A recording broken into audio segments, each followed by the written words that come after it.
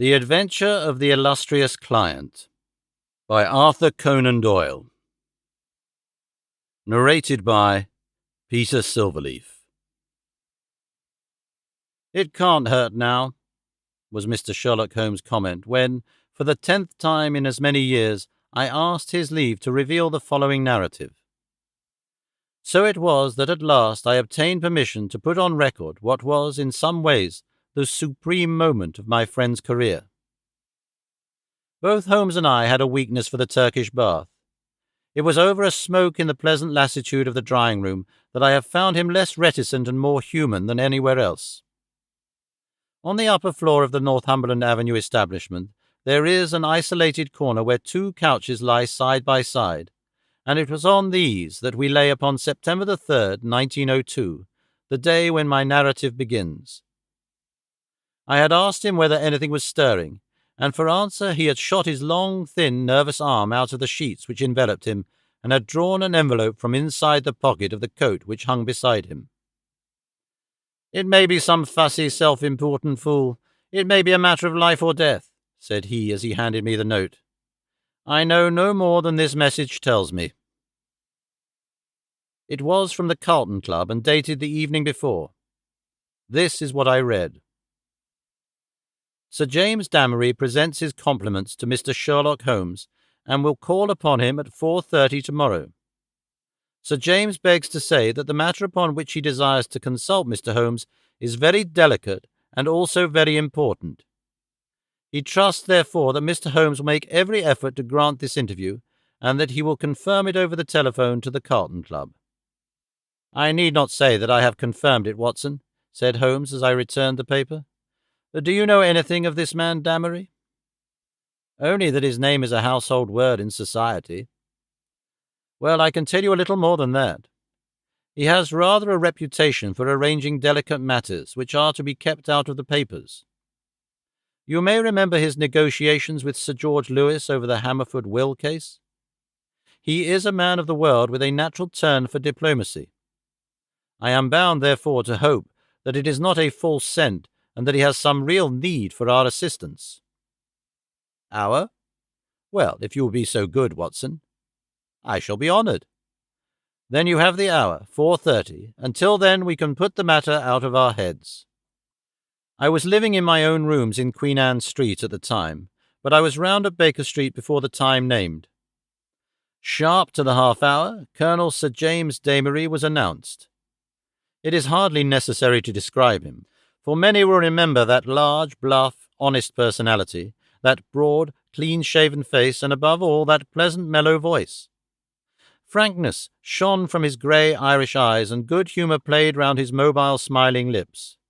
His lucent top hat, his dark frock coat, indeed every detail from the pearl pin in the black satin cravat to the lavender spats over the varnished shoes, spoke of the meticulous care in dress for which he was famous.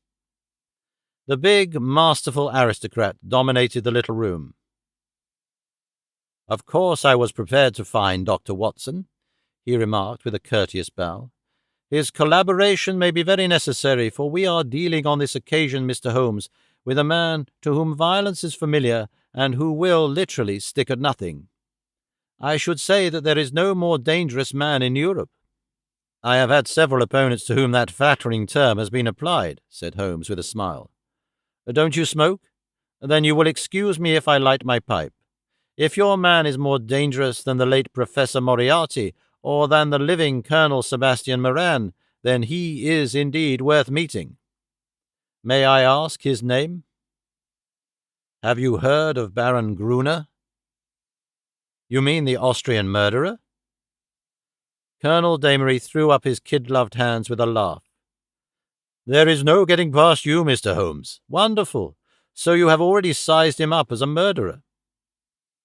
"It is my business to follow the details of continental crime. Who could possibly have read what happened at Prague and have any doubts as to the man's guilt? It was a purely technical legal point and the suspicious death of a witness that saved him. I am as sure that he killed his wife when the so-called accident happened in the Splugen Pass as if I had seen him do it. I knew also that he had come to England, and had a presentiment that sooner or later he would find me some work to do. Well, what has Baron Gruner been up to? I presume it is not this old tragedy which has come up again. No, it is more serious than that. To revenge crime is important, but to prevent it is more so. It is a terrible thing, Mr. Holmes, to see a dreadful event, an atrocious situation, preparing itself before your eyes, to clearly understand whither it will lead, and yet to be utterly unable to avert it. Can a human being be placed in a more trying position? Perhaps not. Then you will sympathize with the client in whose interests I am acting. I did not understand that you were merely an intermediary. Who is the principal? Mr. Holmes, I must beg you not to press that question. It is important that I should be able to assure him that his honoured name has been in no way dragged into the matter. His motives are, to the last degree, honourable and chivalrous, but he prefers to remain unknown. I need not say that your fees will be assured and that you will be given a perfectly free hand. Surely the actual name of your client is immaterial? I am sorry, said Holmes. I am accustomed to have mystery at one end of my cases, but to have it at both ends is too confusing. I fear, Sir James, that I must decline to act. Our visitor was greatly disturbed. His large, sensitive face was darkened with emotion and disappointment. You hardly realize the effect of your own action, Mr. Holmes, said he. You place me in a most serious dilemma, for I am perfectly certain that you would be proud to take over the case if I could give you the facts, and yet a promise forbids me from revealing them all. May I at least lay all that I can before you? By all means, so long as it is understood that I commit myself to nothing. That is understood. In the first place, you have no doubt heard of General de Merville. De Merville of Khyber fame? Yes, I have heard of him.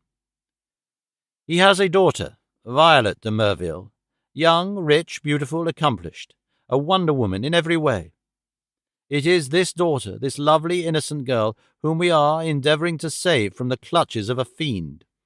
Baron Gruner has some hold over her, then? The strongest of all holds where a woman is concerned, the hold of love. The fellow is, as you may have heard, extraordinarily handsome, with a most fascinating manner, a gentle voice, and that air of romance and mystery which means so much to a woman.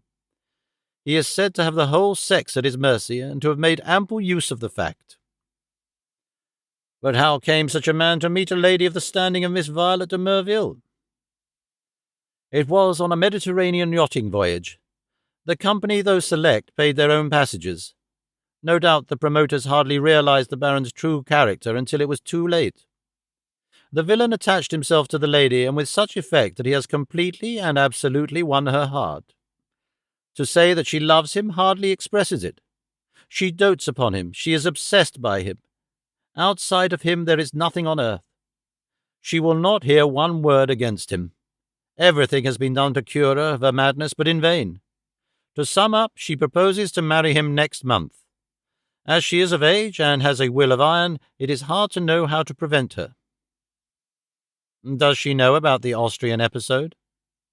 The cunning devil has told her every unsavoury public scandal of his past life, but always in such a way as to make himself out to be an innocent martyr. She absolutely accepts his version and will listen to no other. Dear me, but surely you have inadvertently let out the name of your client. It is no doubt General de Merville. Our visitor fidgeted in his chair. I could deceive you by saying so, Mr. Holmes, but it would not be true. De Merville is a broken man. The strong soldier has been utterly demoralized by this incident. He has lost the nerve which never failed him on the battlefield, and has become a weak, doddering old man, utterly incapable of contending with a brilliant, forceful rascal like this Austrian. My client, however, is an old friend, one who has known the General intimately for many years and taken a paternal interest in this young girl since she wore short frocks. He cannot see this tragedy consummated without some attempt to stop it. There is nothing in which Scotland Yard can act. It was his own suggestion that you should be called in, but it was, as I have said, on the express stipulation that he should not be personally involved in the matter. I have no doubt, Mr. Holmes, with your great powers, you could easily trace my client back through me, but I must ask you, as a point of honor, to refrain from doing so, and not to break in upon his incognito." Holmes gave a whimsical smile. "I think I may safely promise that," said he. "I may add that your problem interests me, and that I shall be prepared to look into it. How shall I keep in touch with you?" "The Carlton Club will find me, but in case of emergency there is a private telephone call, XX31.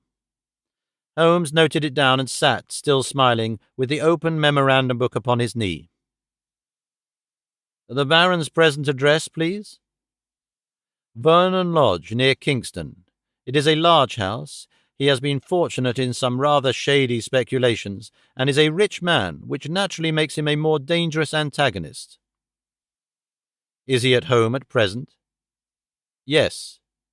"Apart from what you have told me, can you give me any further information about the man?" "He has expensive tastes. He is a horse fancier. For a short time he played polo at Hurlingham, but then this Prague affair got noised about and he had to leave. He collects books and pictures. He is a man with a considerable artistic side to his nature. He is, I believe, a recognized authority upon Chinese pottery and has written a book upon the subject." "A complex mind," said Holmes. "All great criminals have that. My old friend Charlie Peace was a violin virtuoso. Wainwright was no mean artist. I could quote many more. Well, Sir James, you will inform your client that I am turning my mind upon Baron Gruner. I can say no more. I have some sources of information of my own, and I dare say we may find some means of opening the matter up."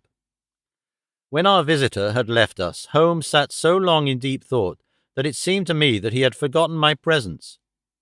At last, however, he came briskly back to earth. "Well, Watson, any views?" he asked. "I should think you had better see the young lady herself." "My dear Watson, if her poor old broken father cannot move her, how shall I, a stranger, prevail? And yet there is something in the suggestion, if all else fails. But I think we must begin from a different angle. I rather fancy that Shinwell Johnson might be a help. I have not had occasion to mention Shinwell Johnson in these memoirs because I have seldom drawn my cases from the latter phases of my friend's career. During the first years of the century he became a valuable assistant. Johnson, I grieve to say, made his name first as a very dangerous villain and served 2 terms at Pankhurst. Finally he repented and allied himself to Holmes, acting as his agent in the huge criminal underworld of London and obtaining information which often proved to be of vital importance. Had Johnson been a narc of the police, he would soon have been exposed, but as he dealt with cases which never came directly into the courts, his activities were never realized by his companions. With the glamour of his 2 convictions upon him, he had the entree of every nightclub, doss-house, and gambling den in the town, and his quick observation and active brain made him an ideal agent for gaining information. It was to him that Sherlock Holmes now proposed to turn. It was not possible for me to follow the immediate steps taken by my friend, for I had some pressing professional business of my own, but I met him by appointment that evening at Simpson's, where, sitting at a small table in the front window and looking down at the rushing stream of life in the Strand, he told me something of what had passed. "Johnson is on the prowl," said he. "He may pick up some garbage in the darker recesses of the underworld, for it is down there amid the black roots of crime that we must hunt for this man's secrets." "But if the lady will not accept what is already known, why should any fresh discovery of yours turn her from her purpose?" "Who knows, Watson? Woman's heart and mind are insoluble puzzles to the male. Murder might be condoned or explained, and yet some smaller offence might rankle. Baron Gruner remarked to me." "He remarked to you?" "Oh, to be sure. I had not told you of my plans. Well, Watson, I love to come close grips with my man. I like to meet him eye to eye and read for myself the stuff that he is made of. When I had given Johnson his instructions, I took a cab out to Kingston and found the Baron in a most affable mood." "Did he recognize you?" "There was no difficulty about that, for I simply sent him my card. He is an excellent antagonist, cool as ice, silky-voiced, and soothing as one of your fashionable consultants, and poisonous as a cobra. He has breeding in him, a real aristocrat of crime with a superficial suggestion of afternoon tea and all the cruelty of the grave behind it. Yes, I am glad to have had my attention called to Baron Adalbert Gruner. You say he was affable. A purring cat who thinks he sees prospective mice. Some people's affability is more deadly than the violence of coarser souls. His greeting was characteristic. I rather thought I should see you sooner or later, Mr. Holmes, said he. You have been engaged, no doubt, by General de Merville to endeavour to stop my marriage with his daughter Violet. That is so, is it not? I acquiesced. My dear man, said he, you will only ruin your own well-deserved reputation. It is not a case in which you can possibly succeed. You will have barren work, to say nothing of incurring some danger. Let me very strongly advise you to draw off at once. It is curious, I answered, but that was the very advice which I had intended to give you. I have a respect for your brains, Baron, and the little which I have seen of your personality has not lessened it. Let me put it to you as man to man. No one wants to rake up your past and make you unduly uncomfortable. It is over, and you are now in smooth waters. But if you persist in this marriage, you will raise up a swarm of powerful enemies who will never leave you alone until they have made England too hot to hold you. Is the game worth it? Surely you would be wiser if you left the lady alone. It would not be pleasant for you if these facts of your past were brought to her notice. The Baron has little wax tips of hair under his nose, like the short antennae of an insect. These quivered with amusement as he listened, and he finally broke into a gentle chuckle. "Excuse my amusement, Mr. Holmes," said he, "but it is really funny to see you trying to play a hand with no cards in it. I don't think anyone could do it better, but it is rather pathetic all the same. Not a colour card there, Mr. Holmes, nothing but the smallest of the small." "So you think?" "So I know. Let me make the thing clear to you, for my own hand is so strong that I can afford to show it. I have been fortunate enough to win the entire affection of this lady. This was given to me in spite of the fact that I told her very clearly of all the unhappy incidents in my past life. I also told her that certain wicked and designing persons, I hope you recognize yourself, would come to her and tell her these things, and I warned her how to treat them. You have heard of post-hypnotic suggestion, Mr. Holmes? Well, you will see how it works, for a man of personality can use hypnotism without any vulgar passes or tomfoolery. So she is ready for you, and, I have no doubt, would give you an appointment, for she is quite amenable to her father's will, save only in the one little matter." Well, Watson, there seemed to be no more to say, so I took my leave with as much cold dignity as I could summon, but as I had my hand on the door-handle, he stopped me. "By the way, Mr. Holmes," said he, "did you know Lebrun, the French agent?" "Yes," said I. "Do you know what befell him?" "I heard that he was beaten by some Apaches in the Montmartre district and crippled for life." "Quite true, Mr. Holmes. By a curious coincidence, he had been inquiring into my affairs only a week before. Don't do it, Mr. Holmes. It's not a lucky thing to do. Several have found that out.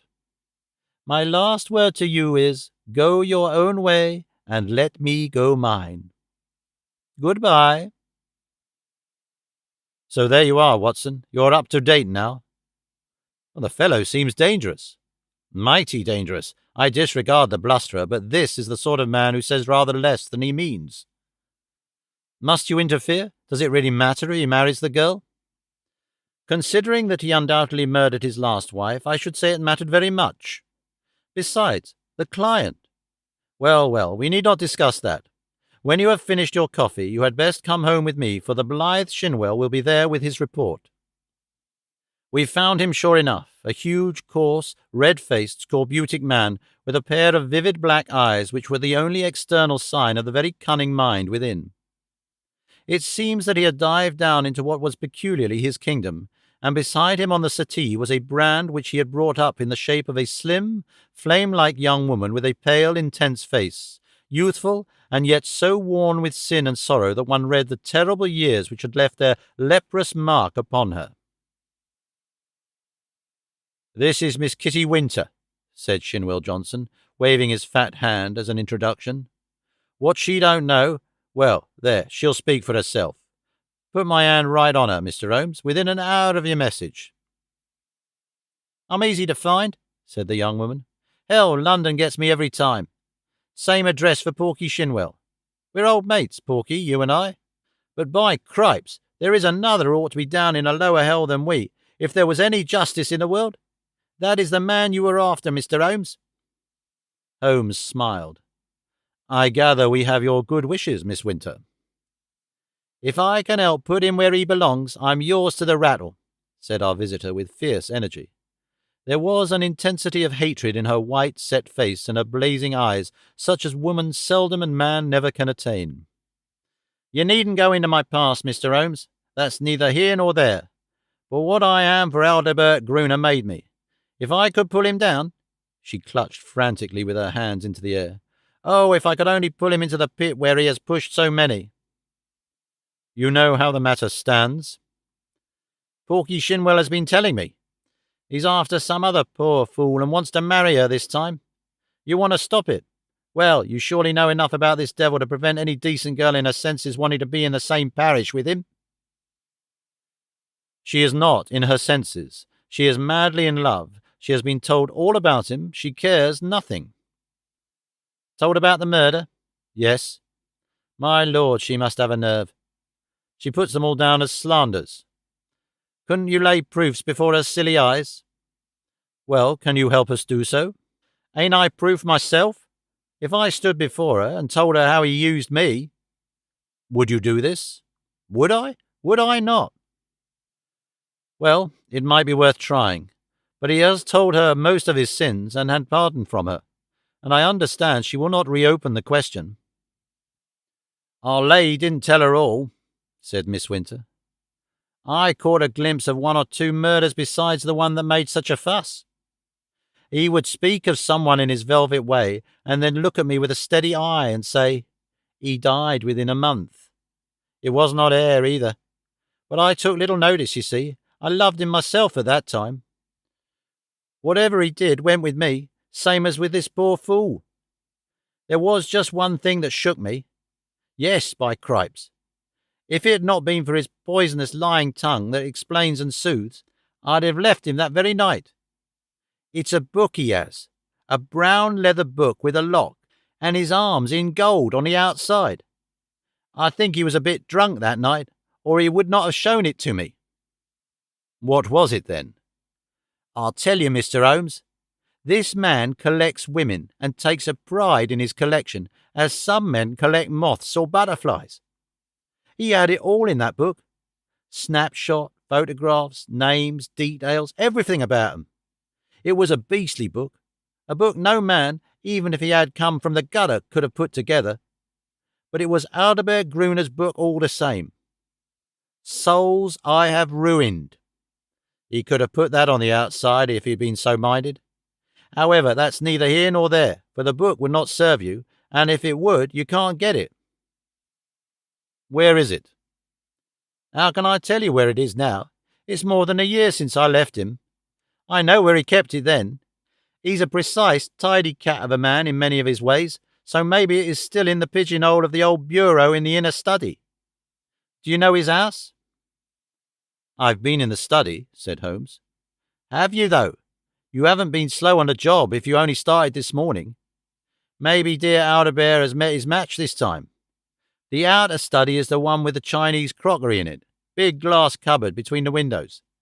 Then behind his desk is the door that leads to the inner study, a small room where he keeps papers and things."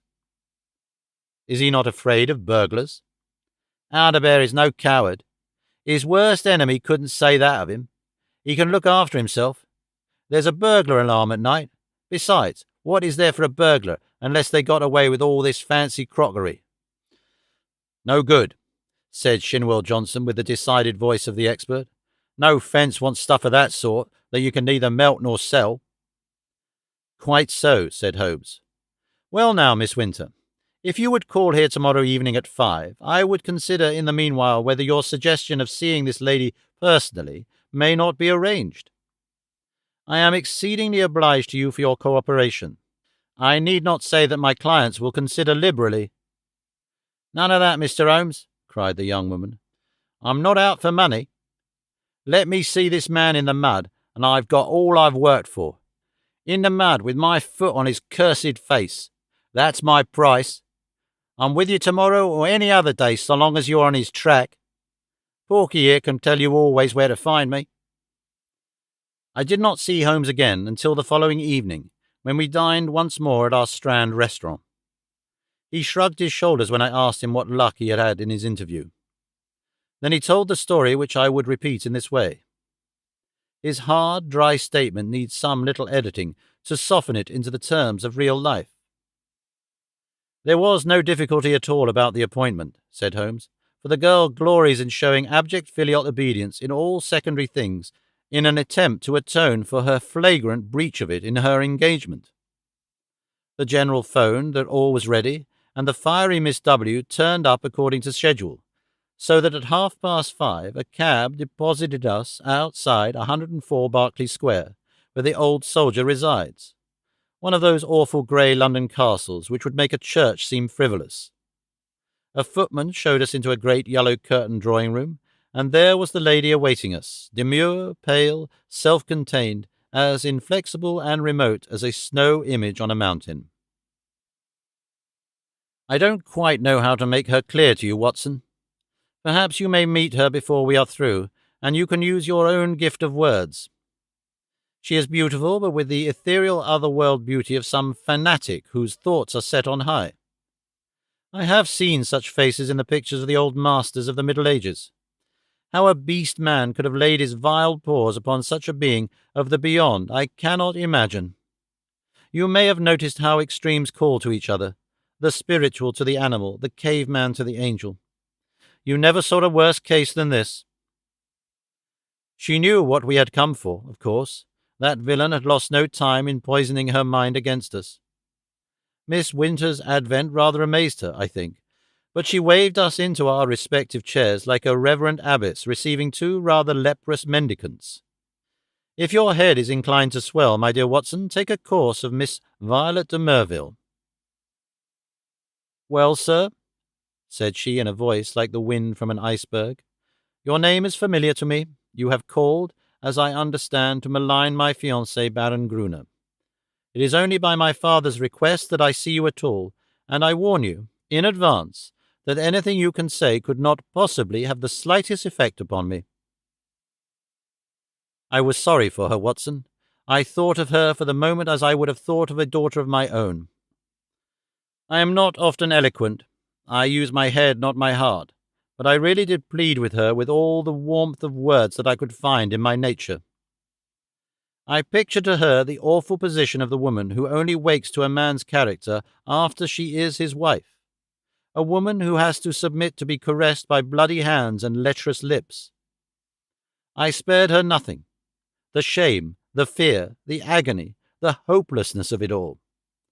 All my hot words could not bring one tinge of colour to those ivory cheeks, or one gleam of emotion to those abstracted eyes. I thought of what the rascal had said about a post-hypnotic influence.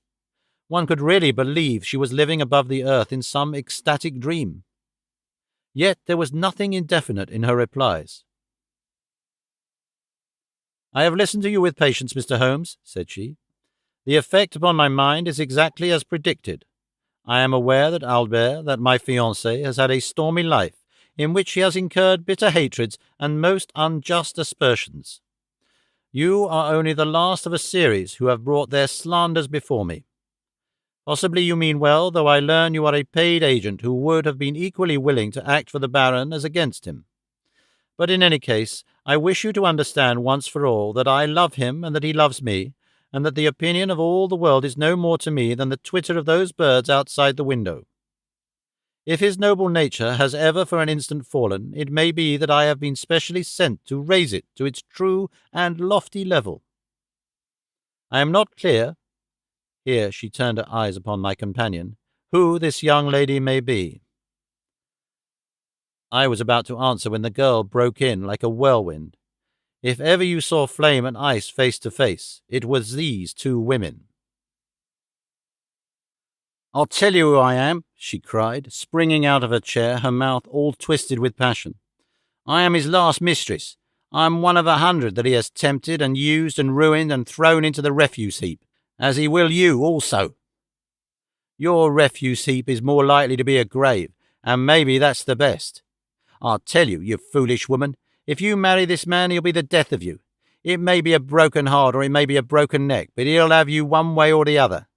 It's not out of love for you I'm speaking. I don't care a tinker's curse whether you live or die. It's out of hate for him, and to spite him, and to get back on him for what he did to me. It's all the same, and you needn't look at me like that, my fine lady, for you may be lower than I am before you are through with it." "I should prefer not to discuss such matters," said Miss de Merville coldly. "Let me say once for all that I am aware of 3 passages in my fiancé's life in which he became entangled with designing women, and that I am assured of his hearty repentance for any evil that he may have done." "3 passages?" screamed my companion. "You fool! You unutterable fool!" "Mr. Holmes, I beg you will bring this interview to an end," said the icy voice. "I have obeyed my father's wish in seeing you, but I am not compelled to listen to the ravings of this person." With an oath Miss Winter darted forward, and if I had not caught her wrist she would have clutched this maddening woman by the hair. I dragged her towards the door and was lucky to get her back into the cab without a public scene, for she was beside herself with rage. In a cold way I felt pretty furious myself, Watson, for there was something indescribably annoying in the calm aloofness and supreme self-complacence of the woman whom we were trying to save. So now once again you know exactly how we stand, and it is clear that I must plan some fresh opening move, for this gambit won't work. I'll keep in touch with you, Watson, for it is more than likely that you will have your part to play, though it is just possible that the next move may lie with them rather than with us. And it did. Their blow fell, or his blow rather, for never could I believe that the lady was privy to it. I think I could show you the very paving-stone upon which I stood when my eyes fell upon the placard, and a pang of horror passed through my very soul. It was between the Grand Hotel and Charing Cross Station, where a one-legged news-vendor displayed his evening papers. The date was just 2 days after the last conversation. There, black upon yellow, was the terrible news sheet. Murderous attack upon Sherlock Holmes. I think I stood stunned for some moments. Then I have a confused recollection of snatching at a paper, of the remonstrance of the man whom I had not paid, and finally of standing in the doorway of a chemist's shop while I turned up the fateful paragraph. This was how it ran. "We learn with regret that Mr. Sherlock Holmes, the well-known private detective, was the victim this morning of a murderous assault which has left him in a precarious position. There are no exact details to hand, but the event seems to have occurred about 12 o'clock in Regent Street, outside the Café Royal. The attack was made by 2 men armed with sticks, and Mr. Holmes was beaten about the head and body, receiving injuries which the doctors describe as most serious. He was carried to Charing Cross Hospital and afterwards insisted upon being taken to his rooms in Baker Street. The miscreants who attacked him appear to have been respectably dressed men who escaped from the bystanders by passing through the Café Royal and out into Glasshouse Street behind it. No doubt they belong to that criminal fraternity which has so often had occasion to bewail the activity and ingenuity of the injured man." I need not say that my eyes had hardly glanced over the paragraph before I had sprung into a hansom and was on my way to Baker Street. I found Sir Leslie Oakshott, the famous surgeon, in the hall, and his brougham waiting at the curb. "No immediate danger," was his report. "2 lacerated scalp wounds, some considerable bruises. Several stitches have been necessary. Morphine has been injected, and quiet is essential, but an interview of a few minutes would not be absolutely forbidden." With this permission, I stole into the darkened room. The sufferer was wide awake, and I heard my name in a hoarse whisper. The blind was 3/4 down, but one ray of sunlight slanted through and struck the bandaged head of the injured man. A crimson patch had soaked through the white linen compress. I sat beside him and bent my head. "All right, Watson, don't look so scared," he muttered in a very weak voice. "It is not as bad as it seems." "Thank God for that. I'm a bit of a single-stick expert, as you know. I took most of them on my guard.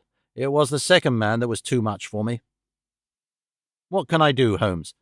"Of course it was that damned fellow who set them on. I'll go and thrash the hide off him if you give the word." "Good old Watson. No, we can do nothing there unless the police lay their hands on the men. But their getaway had been well prepared. We may be sure of that. Wait a little. I have my plans.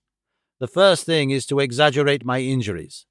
They'll come to you for news. Put it on thick, Watson. Lucky if I live the week out. Concussion, delirium. What you like. You can't overdo it." "But Sir Leslie Oakshott?" "Oh, he's all right. He shall see the worst side of me. I'll look after that."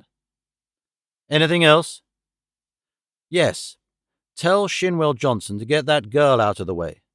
Those beauties will be after her now. They know, of course, that she was with me in the case. If they dared to do me in, it is not likely they will neglect her. That is urgent. Do it tonight." "I'll go now. Anything more?" "Put my pipe on the table and the tobacco slipper." "Right. Come in each morning and we will plan our campaign." I arranged with Johnson that evening to take Miss Winter to a quiet suburb and see that she lay low until the danger was past. For 6 days the public were under the impression that Holmes was at the door of death. The bulletins were very grave, and there were sinister paragraphs in the papers. My continual visits assured me that it was not so bad as that. His wiry constitution and his determined will were working wonders. He was recovering fast, and I had suspicions at times that he was really finding himself faster than he pretended even to me.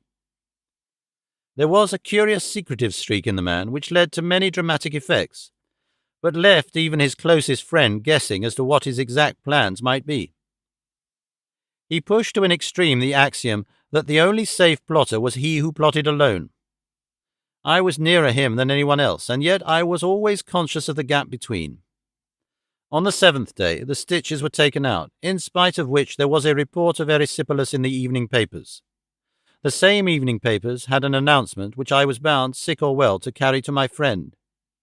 It was simply that among the passengers on the Cunard boat Ruritania, starting from Liverpool on Friday, was the Baron de Aldebert Gruner, who had some important financial business to settle in the States before his impending wedding to Miss Violet de Merville, only daughter of, etc., etc. Holmes listened to the news with a cold, concentrated look upon his pale face, which told me that it hit him hard.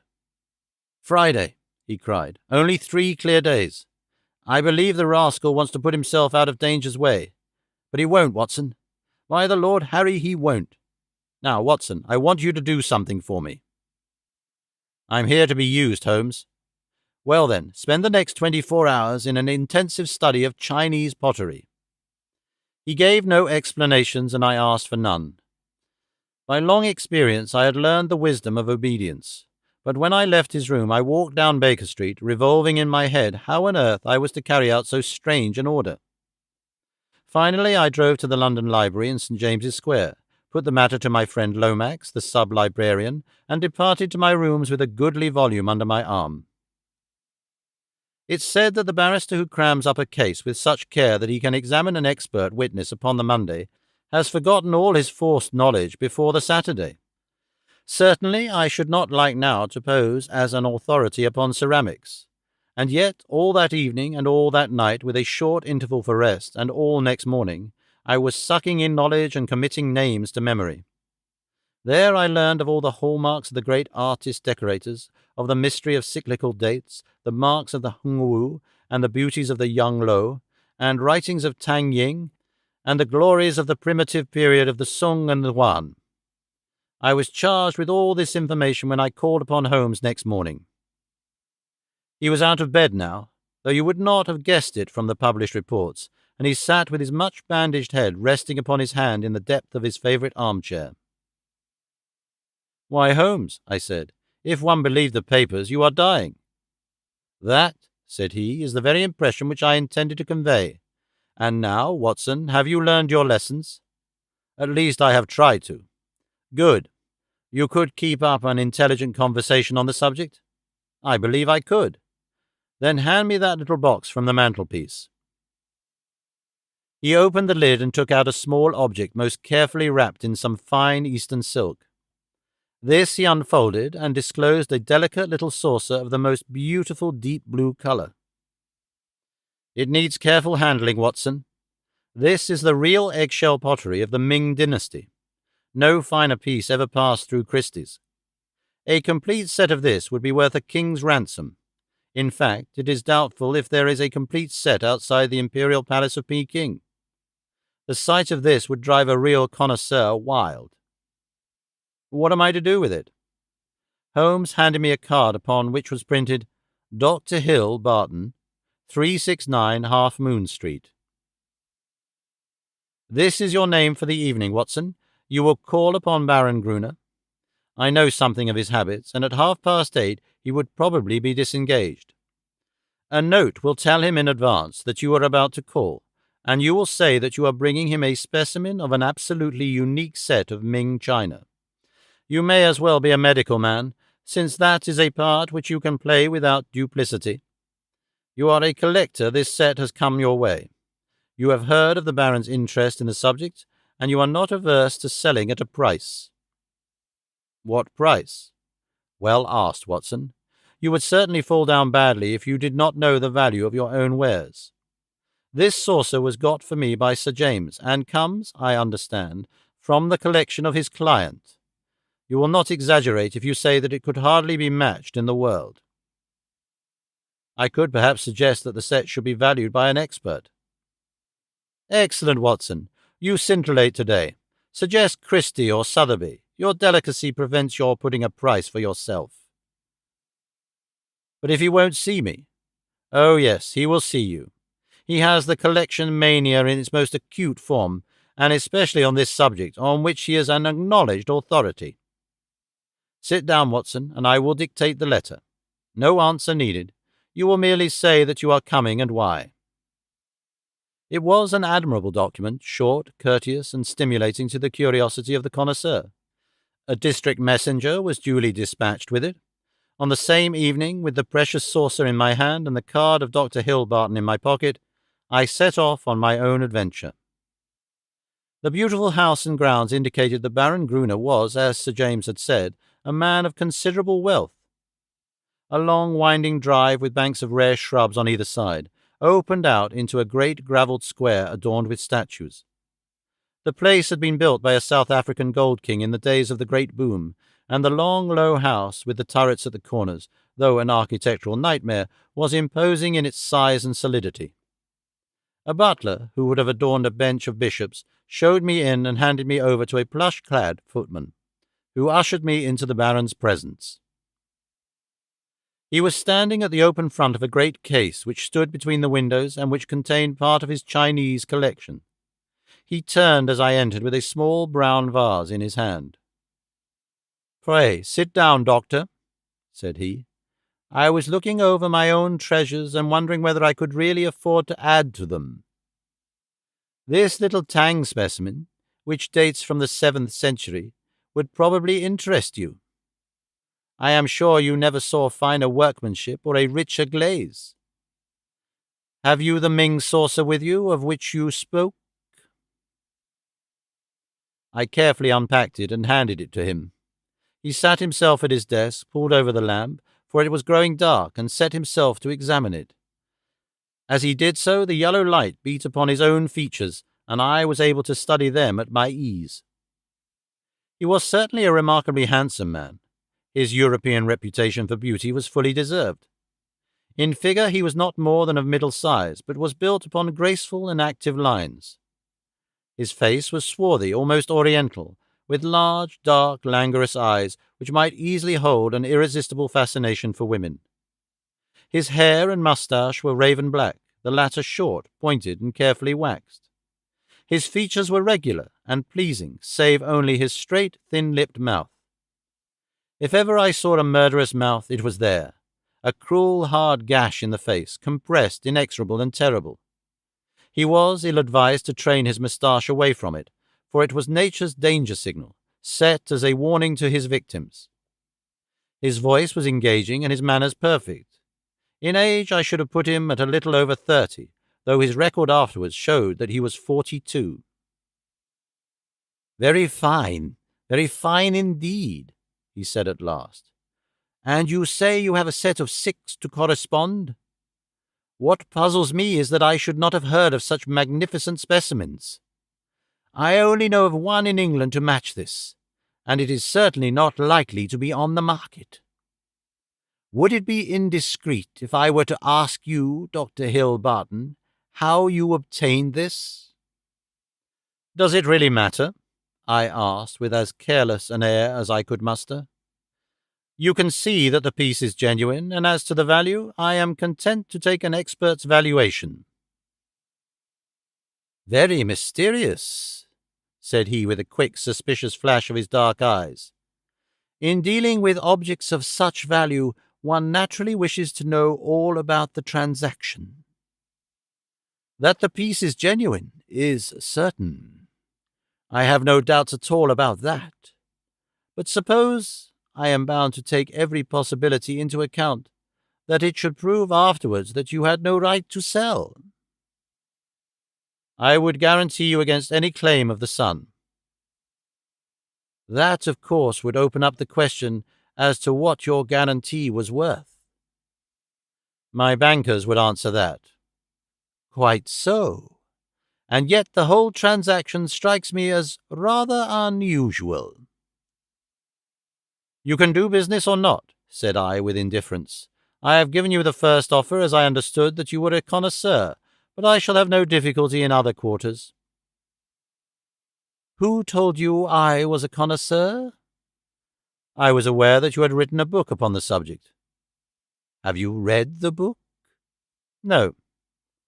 "Dear me, this becomes more and more difficult for me to understand. You are a connoisseur and a collector with a very valuable piece in your collection, and yet you have never troubled to consult the one book which would have told you of the real meaning and value of what you held. How do you explain that?" "I am a very busy man. I am a doctor in practice." "That is no answer. If a man has a hobby, he follows it up, whatever his other pursuits may be. You said in your note that you were a connoisseur." "So I am." "Might I ask you a few questions to test you? I am obliged to tell you, doctor, if you are indeed a doctor, that the incident becomes more and more suspicious. I would ask you, what do you know of the Emperor Shomu, and how do you associate him with the Shoso Inn near Nara? Dear me, does that puzzle you?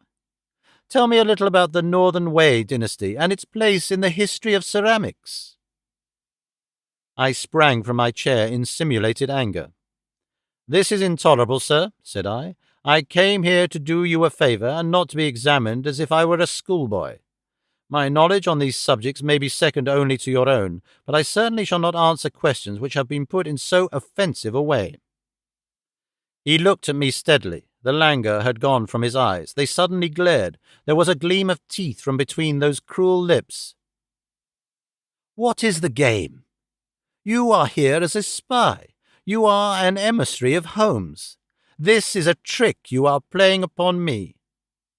The fellow is dying, I hear, so he sends his tools to keep watch upon me. You have made your way in here without leave, and by God, you may find it harder to get out than to get in." He had sprung to his feet, and I stepped back, bracing myself for an attack, for the man was beside himself with rage. He may have suspected me from the first. Certainly this cross-examination had shown him the truth, but it was clear that I could not hope to deceive him. He dived his hand into a side drawer and rummaged furiously. Then something struck upon his ear, for he stood listening intently. "Ah!" he cried. "Ah!" and dashed into the room behind him. 2 steps took me to the open door, and my mind will ever carry a clear picture of the scene within. The window leading out to the garden was wide open. Beside it, looking like some terrible ghost, his head ginned with bloody bandages, his face drawn and white, stood Sherlock Holmes. The next instant he was through the gap, and I heard the crash of his body among the laurel bushes outside. With a howl of rage, the master of the house rushed after him to the open window. And then it was done in an instant, and yet I clearly saw it. An arm, a woman's arm, shot out from among the leaves. At the same instant the Baron uttered a horrible cry, a yell which will always ring in my memory. He clapped his 2 hands to his face and rushed round the room, beating his head horribly against the walls. Then he fell upon the carpet, rolling and writhing, while scream after scream resounded through the house. "Water! For God's sake, water!" was his cry. I seized a carafe from a side table and rushed to his aid. At the same moment the butler and several footmen ran in from the hall. I remember that one of them fainted as I knelt by the injured man and turned that awful face to the light of the lamp. The vitriol was eating into it everywhere and dripping from the ears and the chin. One eye was already white and glazed. The other was red and inflamed. The features which I had admired a few minutes before were now like some beautiful painting over which the artist has passed a wet and foul sponge. They were blurred, discoloured, inhuman, terrible. In a few words I explained exactly what had occurred, so far as the vitriol attack was concerned. Some had climbed through the window, and others had rushed out onto the lawn, but it was dark, and it had begun to rain. Between his screams the victim raged and raved against the avenger. "It was that hell-cat Kitty Winter," he cried. "Oh, the she-devil! She shall pay for it! She shall pay! Oh, God in heaven, this pain is more than I can bear!" I bathed his face in oil, put cotton wadding on the raw surfaces, and administered a hypodermic of morphia. All suspicion of me had passed from his mind in the presence of this shock, and he clung to my hands as if I might have the power even yet to clear those dead fish eyes which glazed up at me. I could have wept over the ruin had I not remembered very clearly the vile life which had led up to so hideous a change. It was loathsome to feel the pawing of his burning hands, and I was relieved when his family surgeon, closely followed by a specialist, came to relieve me of my charge.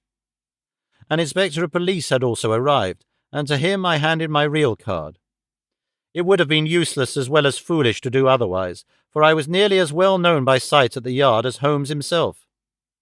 Then I left that house of gloom and terror. Within an hour I was at Baker Street. Holmes was seated in his familiar chair, looking very pale and exhausted. Apart from his injuries, even his iron nerves had been shocked by the events of the evening, and he listened with horror to my account of the Baron's transformation. "The wages of sin, Watson, the wages of sin," said he. "Sooner or later it will always come. God knows there was sin enough," he added, taking up a brown volume from the table. "Here is the book the woman talked of. If this will not break off the marriage, nothing ever could. But it will, Watson, it must. No self-respecting woman could stand it. It is his love diary, or his lust diary. Call it what you will. The moment the woman told us of it, I realized what a tremendous weapon was there if we could but lay our hands on it. I said nothing at the time to indicate my thoughts, for this woman might have given it away. But I brooded over it. Then this assault upon me gave the chance of letting the Baron think that no precautions need to be taken against me. That was all to the good.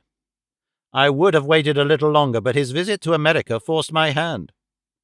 He would never have left so compromising a document behind him. Therefore we had to act at once. Burglary at night is impossible. He takes precautions. But there was a chance in the evening if I could only be sure that his attention was engaged. That was where you and your blue saucer came in. But I had to be sure of the position of the book, and I knew I had only a few minutes in which to act, for my time was limited by your knowledge of Chinese pottery. Therefore I gathered the girl up at the last moment. How could I guess what the little packet was that she carried so carefully under her cloak? I thought that she had come altogether on my business, but it seems she had some of her own. He guessed I came from you. I feared he would, but you held him in play just long enough for me to get the book, though not long enough for an unobserved escape. Ah, Sir James, I am very glad you have come.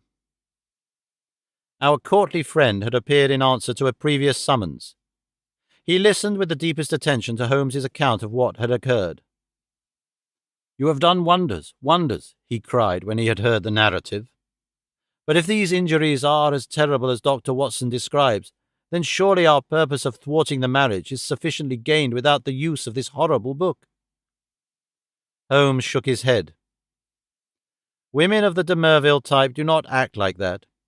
She would love him the more as a disfigured martyr. No, no, it is his moral side, not his physical, which we have to destroy. That book will bring her back to earth, and I know nothing else that could. It is in his own writing. She cannot get past it. Sir James carried away both it and the precious saucer. As I was myself overdue, I went down with him into the street. A brougham was waiting for him. He sprang in, gave a hurried order to the cockaded coachman, and drove swiftly away. He flung his overcoat half out of the window to cover the armorial bearings upon the panel, but I had seen them in the glare of our fanlight none the less. I gasped with surprise. Then I turned back and ascended the stair to Holmes's room. I found out who our client is, I cried, bursting with my great news. Why, Holmes, it is a loyal friend and a chivalrous gentleman, said Holmes, holding up a restraining hand. Let that now and forever be enough for us. I do not know how the incriminating book was used. Sir James may have managed it, or it is more probable that so delicate a task was entrusted to the young lady's father. The effect, at any rate, was all that could be desired.